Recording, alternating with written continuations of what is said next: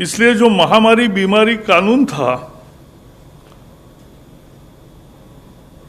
Epidemic diseases act 1897,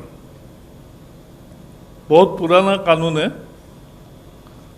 उस कानून के तहत 123 साल पहले वाला कानून है। उस कानून के तहत उसमें बदलाव करके यह अध्यादेश लागू करने का निर्णय आज मंत्रिमंडल ने किया है। अब यह होगा कि इस तरह का अपराध ये कॉग्निजेबल भी होगा और नॉन बेलेबल होगा। ये संज्ञान भी लिया जाएगा, संज्ञान योग्य भी होगा और जमानत न मिलने वाला होगा। 30 दिन में इसकी इन्वेस्टिगेशन पूरी होगी।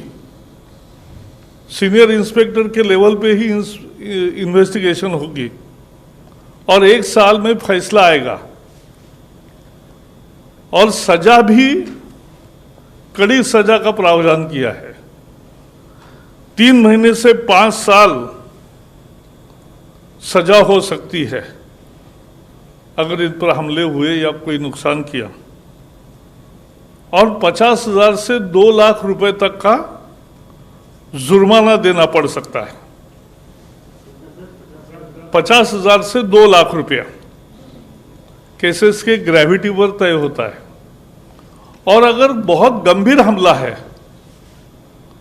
गंभीर इंजरी हुई है, तो 6 महीने से 7 साल तक सजा का प्रोविजन है, 6 मंथ to 7 years। और ऐसे केसेस में जो जुर्माना है वो 1 लाख से 5 लाख तक है। तो भारी सजा भी होगी और भारी भरकम जुर्माना भी होगा। संदेश साफ है, डॉक्टर और आरोग्य कर्मियों पर हमले बर्दाश्त नहीं होंगे। केवल इतना ही नहीं, आज एक विशेष प्रोविजन भी की है अध्यादेश में कि समझो उनकी गाड़ी का नुकसान हुआ, उनकी क्लिनिक का नुकसान हुआ, तो जो भी उसकी कॉस्ट है, मार्केट वैल्यू, उसके 2 गुना जिसने हमला किया उनसे वसूला जाएगा।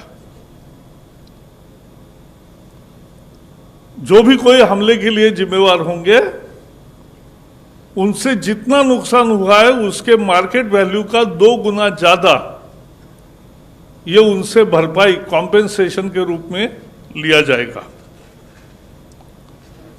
वैसे अभी केंद्र के आईपीसी है, इंडियन पिनल कोड है, क्रिमिनल प्रोसीजर कोड है, नेशनल सिक्योरिटी एक्ट है, डिसास्टर मैनेजमेंट एक्ट है और अनेक राज्यों के कानून भी है।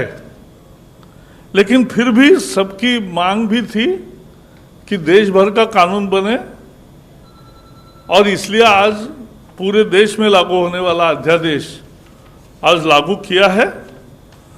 डॉक्टर अब, क्योंकि कोविड का संकट ये गंभीर संकट है,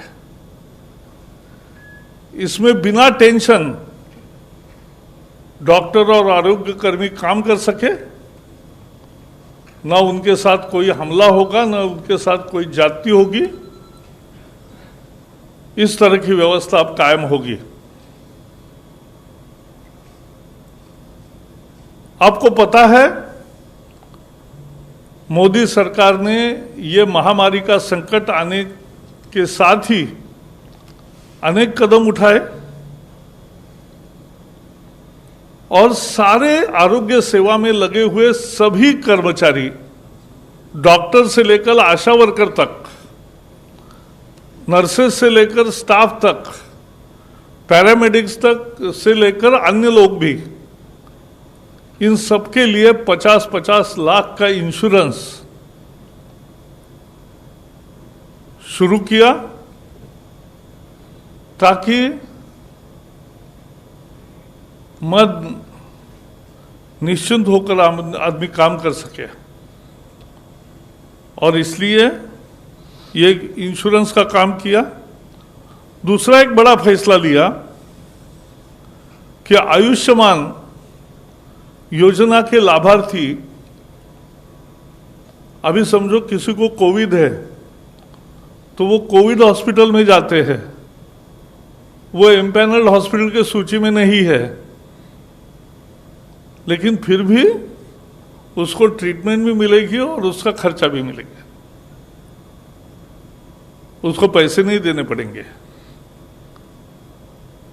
आयुष्मान भारत के जो योजना के जो पीएम जय योजना के जो 50 करोड़ से ज्यादा लोग लाभार्थी है, वो अगर दूसरी बीमारी, कोविड नहीं है, नॉन कोविड बीमारी और नॉन पैनल्ड हॉस्पिटल में अगर अभी जाएंगे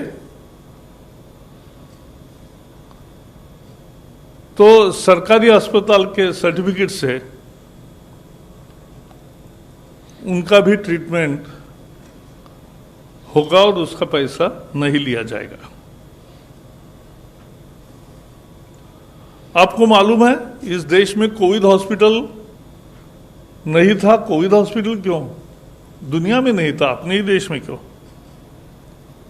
और अब अपने जो हॉस्पिटल्स थे और ये नए कोविड हॉस्पिटल बने 723,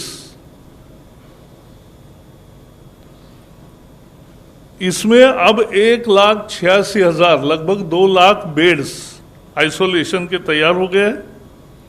24,000 आईसीयू बेड्स है और 12,190 वेंटिलेटर्स है। तो ये सेवाओं का विस्तार 3 महीने में किया। भारत में पहली केस 30 जनवरी को हुई, उसके पहले चीन में संक्रमण आया, तभी से प्रधानमंत्री हमें कैबिनेट में भी बताते थे कि ये गंभीर संकट है, ये चुनौती सारे विश्व के सामने आएगी और हमें तैयारी करनी चाहिए। और इसलिए तैयारी में जुट गए। जहां पीपीई की बात है, हमारे यहां एक भी फैसिलिटी नहीं थी। आज 77 डोमेस्टिक मैन्युफैक्चरर्स हो गए